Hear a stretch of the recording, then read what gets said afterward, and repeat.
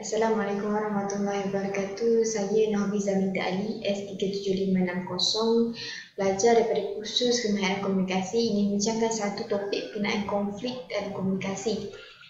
Konflik boleh didefinisikan sebagai satu perkataan daripada Latin yang bermaksud memukul, iaitu confliger.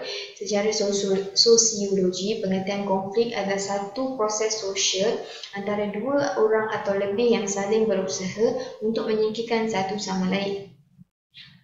Konflik boleh terbahagikan kepada pelbagai jenis, iaitu yang pertama ialah konflik personal, di mana konflik ini terjadi dalam diri individu kerana perlu mendapatkan pilihan atau individu itu mempunyai kepelbagaian cita rasa terhadap satu perkara. Yang kedua ialah konflik interpersonal, di mana konflik terjadi antara satu individu dengan dua atau lima individu yang lain yang berbeza pendapat tentang sesuatu perkara.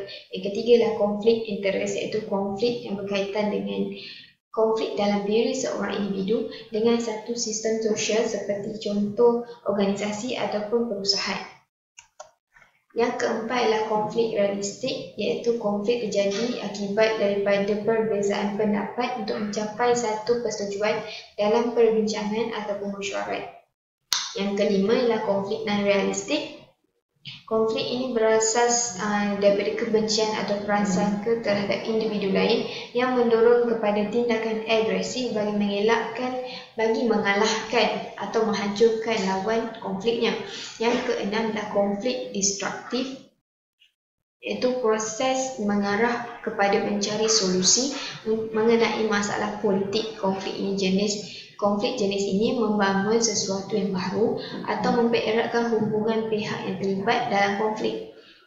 Yang ketujuh ialah konflik konstruktif, di mana pihak yang terlibat dalam konflik tidak fleksibel kerana tujuan konflik didefinisikan secara sempit untuk mengalahkan satu sama lain. Interaksi konflik berlarutan, konflik tidak terkawal kerana sudah hilang fokus terhadap isu yang sebenar. Punca konflik boleh dikatakan dalam formula Raymond Hall, iaitu dalam bukunya How to Write a Play pada tahun 1988. Konflik dimulakan dengan main character plus with goal plus with opposition equal to conflict. Punca konflik yang pertama ialah perbezaan matlamat, iaitu perbezaan mencapai satu matlamat. Yang kedua ialah perbezaan fizikal. Yang ketiga ialah sumber yang terhad.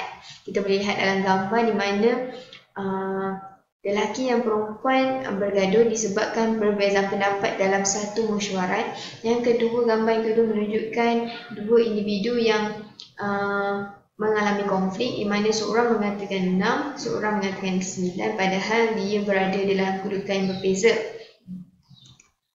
Strategi menyelesaikan konflik yang pertama ialah integrasi membuat satu situasi berkonflik tertinggi, iaitu darjah kepentingan antara kedua-dua pihak, iaitu main character dengan opposition, adalah sama tinggi, iaitu kedua-dua pihak ini perlu berbincang dengan sifat terbuka penilaian untung rugi, iaitu satu pihak perlu membawa penawaran terhadap penukaran untuk mendapatkan matlamat seperti menggantikan gol dengan sesuatu yang lain. Yang kedua ialah obligasi, di mana situasi bagi kaedah inilah darjah kepentingan terhadap goal bagi main character adalah rendah berbanding dengan opposition. Cara ini lebih sesuai bagi main character yang kurang mahir dengan isu yang tersebut. Cara ini main character dalam kedudukan selesa boleh membuat demand kepada opposition kerana goal bukan perkara yang penting.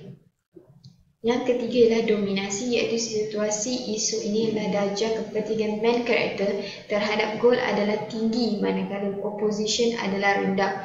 Main character terpaksa menggunakan kaedah ini. Situasi menang kalah berusaha mendapatkan goal tanpa menghiraukan keperluan ataupun jangkaan opposition.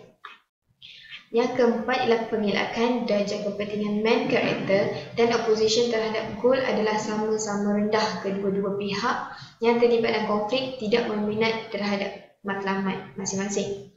Yang kelima ialah kompromi. Kedua-dua pihak yang terlibat dalam konflik mempunyai darjah kepentingan yang sederhana atau pertengahan terhadap goal. Sering digunakan apabila dominasi ataupun obligasi gagal menyelesaikan konflik. Itu saja pada saya.